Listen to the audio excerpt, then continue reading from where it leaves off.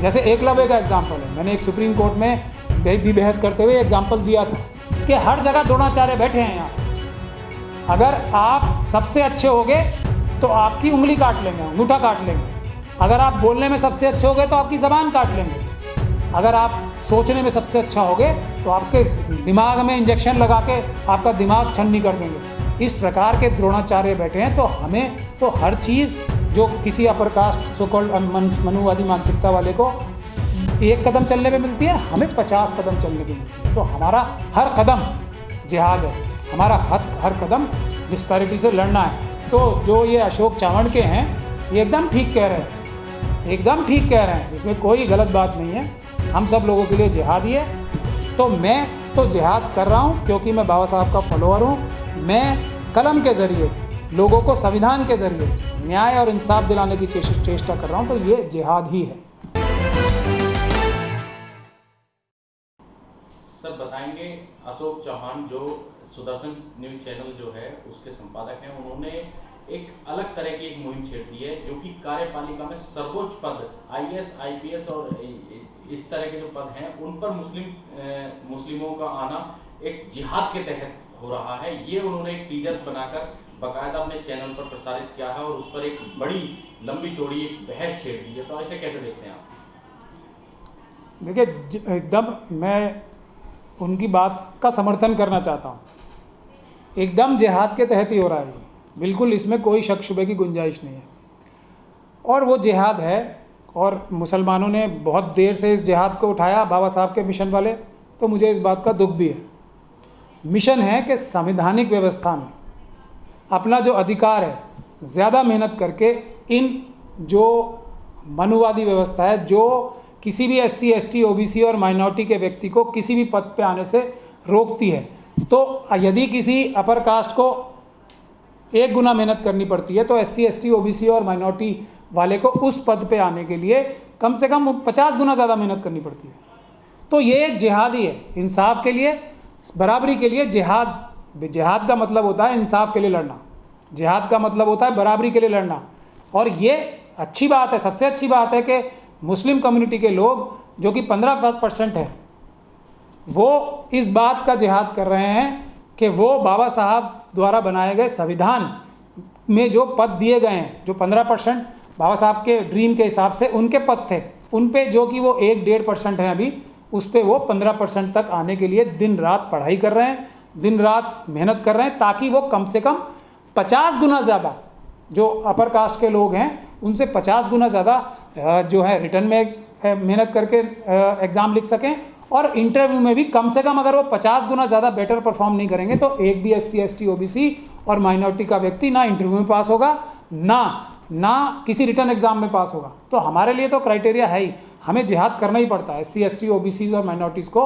जैसे एकलव्य का एग्जाम्पल है, मैंने एक सुप्रीम कोर्ट में भी बहस करते हुए एग्जाम्पल दिया था कि हर जगह द्रोणाचार्य बैठे हैं यहाँ पे। अगर आप सबसे अच्छे होगे तो आपकी उंगली काट लेंगे, अंगूठा काट लेंगे। अगर आप बोलने में सबसे अच्छे होगे तो आपकी ज़बान काट लेंगे। अगर आप सोचने में सबसे अच्छा होगे तो आपके दिमाग में इंजेक्शन लगा के आपका दिमाग छन्नी कर देंगे। इस प्रकार के द्रोणाचार्य बैठे हैं। तो हमें तो हर चीज़ जो किसी अपर कास्ट सो कॉल्ड मनुवादी मानसिकता वाले को 1 कदम चलने पे मिलती है, हमें 50 कदम चलने पे मिलती है। तो हमारा हर कदम जिहाद है, हमारा हर कदम डिस्पैरिटी से लड़ना है। तो जो ये अशोक चावंडके हैं ये एकदम ठीक कह रहे हैं, एकदम ठीक कह रहे हैं, इसमें कोई गलत बात नहीं है। हम सब लोगों के लिए जिहादी है। लेकिन आप SC कम्युनिटी का जिहाद देख लीजिए, जब SC, ST कम्युनिटी के लोगों का जिहाद देख लीजिए। वो लोग जब कोई एग्ज़ाम पास करते हैं तो उनके माता पिता सुबह 6 बजे नौकरी करने निकल जाते हैं, तब आके अगर वो 12वीं के एग्ज़ाम को पास करते हैं, वो बच्चा जो कि माँ बाप के साथ काम करने में उनका हाथ बटाता है, वो अगर पढ़ाई करके भी अगर 50% नंबर लाता है तो वो 50% आप लोगों को समझना चाहिए उस 100% से कहीं ज़्यादा हैं जिनके माँ बाप उनके लिए ट्यूटर्स लगाते हैं, उनको सबसे अच्छे स्कूलों में भेजते हैं, उनके सर पे बैठे रहते हैं कि आज मेरे बच्चे ने कितनी पढ़ाई की। दूसरी तरफ वो SC और ST कम्युनिटी के लोग हैं जिनके माँ बाप सुबह काम पे निकल जाते हैं, वो अपने आप मेहनत करके 50% नंबर लाते हैं, तो ये कम 50% कम से कम 500% के बराबर होते हैं। ये है जो बराबरी की बात है, ये है कैपेसिटी की बात, ये है इंटेलिजेंट होने की बात। तो इस सवालों का जवाब ना सुप्रीम कोर्ट के पास कोई था, ना किसी भी मनुवादी मानसिकता के व्यक्ति के पास होगा। इसका मैं एक और सबसे बड़ा एग्जाम्पल देता हूँ कि आज 90% लोग मनुवादी मानसिकता के देश की हर संपदा पे कब्जा करे बैठे हैं और वो इनएफिशिएंट होते हैं, वो मीडियोकर होते हैं। इसको मैं तथ्यों पे साबित करना चाहता हूँ। हमारा देश अपनी ज्योग्राफिकल पोजीशन की वजह से और हमारे देश के लोगों के अंदर जो जहानत है, जो ताकत है, जो मेहनत करने की ताकत है, और यहाँ पे नेचुरल रिसोर्सेज इतने हैं, उसकी वजह से जब तक मुग़लों का राज था, ये देश जो था दुनिया का सबसे ताकतवर मुल्क था। 25% जो दुनिया का संपदा था वो भारत देश की थी और सबसे ताकतवर आर्मी थी दुनिया की। ये पोटेंशियल है हमारे देश भारत का। लेकिन अब जब आज़ादी के बाद से 90% जगहों पे जो मनुवादी व्यवस्था के लोग, मानसिकता के लोग, जो upper caste, so called upper caste कहते हैं अपने आप को, वो काबिज हो गए, इसमें किसी को कोई शक नहीं होना चाहिए। उसका नतीजा क्या हुआ है? हमारा देश जो दुनिया का सबसे ताकतवर देश होने की पोटेंशियल या कैपेसिटी रखता है, वो आज दुनिया में देख लीजिए, आप कोई भी सर्वे देख लीजिए, हमारा देश 200 मुल्कों में 150वें नंबर पे आता है पढ़ाई के मामले में। इस प्रकार से जो डेटा आ रहे हैं वो ये दिखाते हैं कि हमारा देश जो है हर जगह पूरे देशों से, 200 देशों में बहुत पीछे है। तो कौन जिम्मेदार है? जो 90% जगहों पे बैठे हैं कब्जा करके। कैसे? बाकी सब लोगों को, जो एफिशिएंट हैं, जो काम करने वाले हैं, जो मेहनती हैं, जो ज़हीन हैं, जो इंटेलिजेंट हैं, उन लोगों को ब्लॉक करके, हटा के, अब छल कपट से, अपनी ताकत के बेसिस पे या अपनी दिमाग के अपनी विद्वता के बेसिस पे नहीं, छल कपट से जो रोके हुए हैं उनकी बेसिस पे। तो इससे साफ साबित होता है कि जो सो कॉल्ड अपर कास्ट है और जो मनुवादी मानसिकता के लोग हैं, वही इस देश को पीछे रखने के जिम्मेदार हैं, क्योंकि वो कॉम्पिटेंट नहीं है। ये कहना कि रिजर्वेशन का मतलब मीडियोक्रिटी है और जो इनकॉम्पिटेंस है, ये सरासर झूठ है, बल्कि इसका उल्टा सच है। इसका कोई तथ्यात्मक जवाब देने के लिए कोई भी मनुवादी मानसिकता का व्यक्ति तैयार नहीं होता। सर, जिस तरह से जिहाद को बदनाम करने की कोशिश की गई है, आपसे मैं थोड़ा मतलब समझना चाहूँगा, क्योंकि जो मुस्लिम हैं वो शायद जिहाद का मतलब समझते हैं, लेकिन जो एक कट्टरवादी हिंदू या हिंदू कम्युनिटी के लोग हैं या धर्म के लोग हैं, वो ये बात नहीं समझ पाते हैं। जिहाद का मतलब समझते ही उनके दिमाग में वही चीज़ आ जाती हैं कि जिहाद एक आतंकवादी कोई विचारधारा है या कोई मतलब इस तरह। जिहाद का थोड़ा मतलब समझा दीजिए। जिहाद का मतलब है सच्चाई, ईमानदारी, जस्टिस और बराबरी के लिए लड़ाई करना, और बाबा साहब के तरीके से लड़ाई करना, कलम के तरीके से।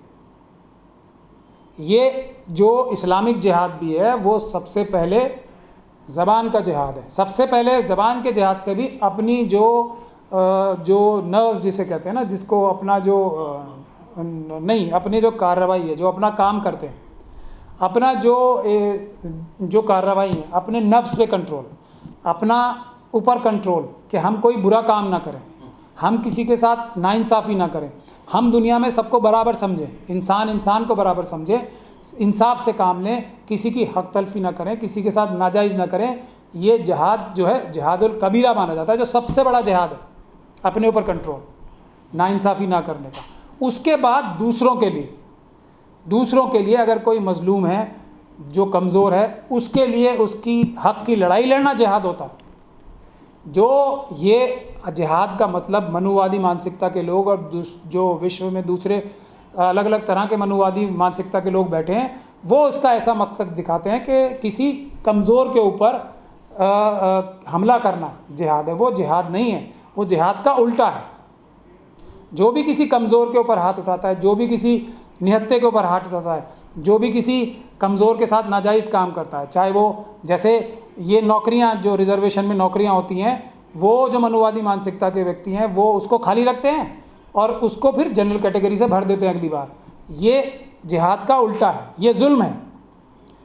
तो जो लोग जिहाद करते हैं वो SC ST OBC और माइनॉरिटीज़ के साथ खड़े होंगे, और जो लोग जुल्म करते हैं, जिहाद का उल्टा करते हैं, वो किसी के ऊपर बम चलाएंगे, किसी के ऊपर गोली चलाएंगे, किसी के ऊपर ज़ोर ज़बरदस्ती करेंगे या किसी की हक तलफी करेंगे, वो जुल्म होता है। जिहाद जुल्म का उल्टा होता है। तो इससे आप समझ लीजिए मनुवादी मानसिकता जो है वो जुल्म है, और जो बाबा साहब भीमराव अंबेडकर ने जो इंसाफ बराबरी की जो कॉन्स्टिट्यूशन लिखा वो जिहाद है। सर इसमें कई तरह के जिहाद बना दिए, लव जिहाद एक नाम दिया गया था। अब ये एक जब लव जिहाद जैसे उसका शब्द का नाम जुड़ता है, फिर उसके बाद ये प्रोपेगेंडा चला दिया कि अब IAS IPS एक मतलब सो बोलिए कहिए कि जो कार्यपालिका पर कब्जा करने का जिहाद, तो ये एक जिहाद जोड़कर अपना एक दूसरी तरह का कहें तो सर उसे कम्युनिकल मामला बनाने की कोशिश की जाती है। ऐसे चैनलों के इनके खिलाफ क्या कार्रवाई करनी चाहिए सर? देखिए, लव जिहाद भी बहुत अच्छी चीज़ है। यदि SC ST OBCs और माइनॉरिटीज़ में आपस में प्रेम बढ़ाएंगी, कम्युनिटीज़ भाईचारा बढ़ाते हैं, तो वो लव जिहाद है। हम उससे एग्री करते हैं कि SC ST OBCs और माइनॉरिटीज़ जितने भी अम्बेडकरवादी हैं उनमें आपस में प्यार होना चाहिए, एक दूसरे से सहयोग करना चाहिए उन्हें, तो ये लव जिहाद है। इसमें कोई बुरी बात नहीं है। जो मनुवादी मानसिकता के लोग जो इनके प्रति नफरत फैलाते हैं वो जुल्म है। और जहाँ तक आपने ये बताया मुझे कि अभी फिर इसका नौकरियों के ताल्लुक है, तो अभी 1 से 1.5% मुस्लिम कम्युनिटी के लोग आते हैं, 15% SC कम्युनिटी की रिजर्वेशन है। आप लोग दिल पे हाथ रख के मुझे बताइए, क्या 15% SC ST के लोग 15 और 7.5% क्या नौकरियों पे हैं? क्या किसी जगह पे हैं? वो कम कैसे हो गए? जिनकी रिजर्वेशन है वो कम कैसे हो गए नंबर से? 15% और 7.5% क्यों नहीं होते? ये जुल्म है जो मनुवादी मानसिकता के लोग कर रहे हैं। और इस जुल्म को ठीक करना, 15% SC लोगों को हर जगह देश के काबिज कराना, उनको बिठवाना, वो जिहाद है। 7.5% SC ST लोगों को हर जगह हर नौकरी पे रखवाना वो जिहाद है, और उनको रोकना जुल्म है। ये है जिहाद का मतलब। तो मैं तो जिहाद कर रहा हूँ क्योंकि मैं बाबा साहब का फॉलोअर हूँ। मैं कलम के ज़रिए लोगों को संविधान के ज़रिए न्याय और इंसाफ दिलाने की चेष्टा कर रहा हूँ, तो ये जिहाद ही है।